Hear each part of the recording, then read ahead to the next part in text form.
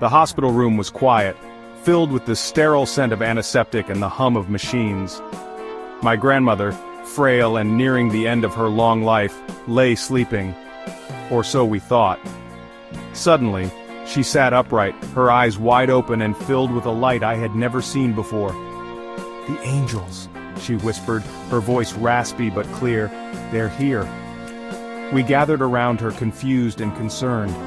Was this a medication-induced hallucination, a trick of the mind, or was it something more? The days that followed were filled with similar occurrences.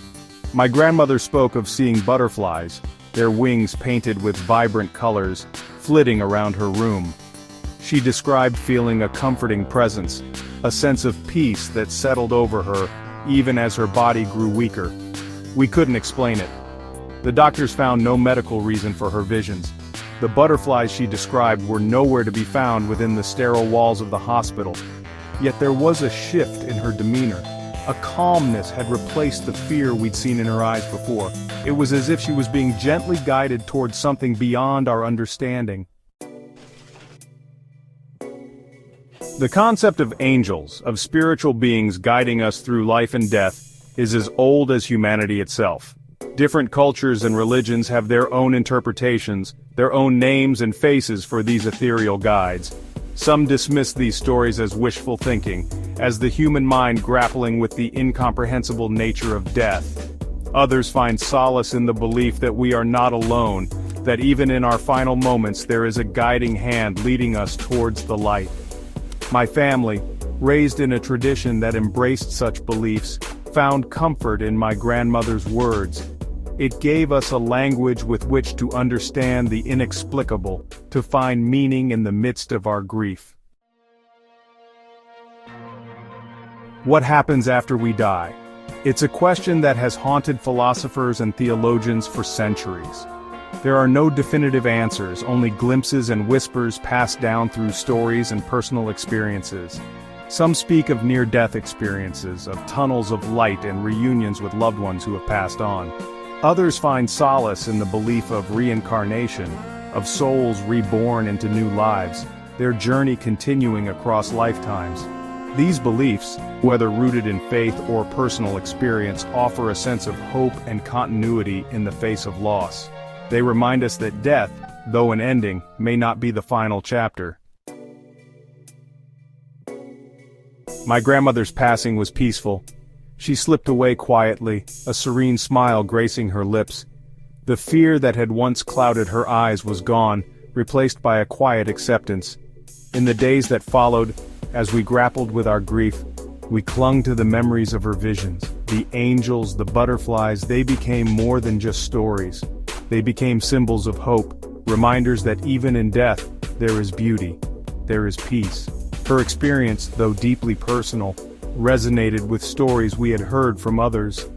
Tales of loved ones visited by birds in flight, of whispered messages carried on the wind, of a comforting presence felt in the stillness of the night. Grief is a journey, one that we each navigate in our own way. There are moments of profound sadness, of anger and despair, but there are also moments of grace, of finding meaning in loss, of celebrating the lives that touched our own.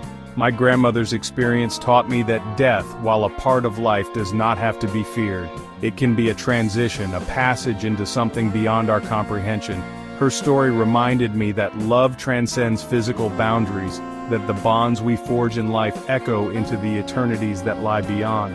It showed me that even in our darkest hours there is light, there is hope, and there is the enduring power of the human spirit. The butterfly, with its metamorphosis from caterpillar to winged creature, has long been a symbol of transformation and rebirth. It represents the cyclical nature of life and death, the shedding of the old to make way for the new. Seeing butterflies as symbols of hope and guidance during times of grief is not uncommon. They serve as gentle reminders that even in loss, there is beauty, there is change, and there is the promise of renewal. Whether we interpret these experiences as literal or symbolic, they offer a sense of comfort and connection to something larger than ourselves. They remind us that we are not alone in our grief, that there is a universal language of love and loss that transcends time and culture.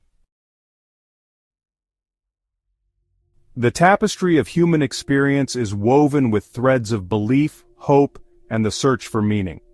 Our perspectives on life after death are as varied as we are, shaped by our upbringing, our experiences, and our own personal journeys. There is no right or wrong answer to the question of what happens after we die.